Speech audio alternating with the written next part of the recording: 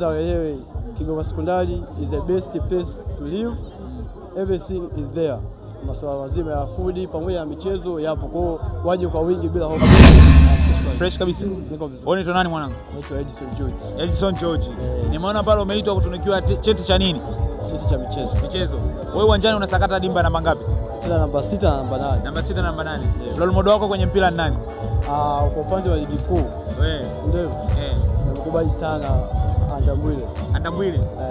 Licha kuwa apate nafasi kubwa pale Yanga. Ila napenda sana namna anavyocheza. Andambwile. Kwenye nafasi yako wewe unaona michezo ina nafasi gani sana kwenye swala la afya ya binadamu?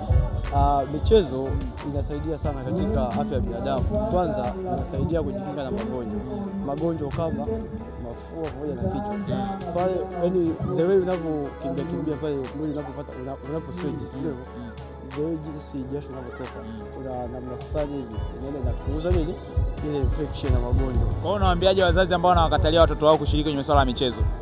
Kwa mimi, kwa ushauri wangu, naomba kabisa wazazi wanaofanya hivyo waache, kwa sababu kwanza michezo ni ajira. Okay. Kwa kumalizia, unawaambiaje madogo ambao wanakuja Kigoma Sekondari next year? Kwa wanaokuja, kwanza wewe Kigoma Sekondari is the best place to live. Everything is there. Masuala mazima ya food pamoja na michezo yapo, kwa waje kwa wingi bila hofu yoyote. Basi haina noma mwanangu, nakubali sana, kila la heri.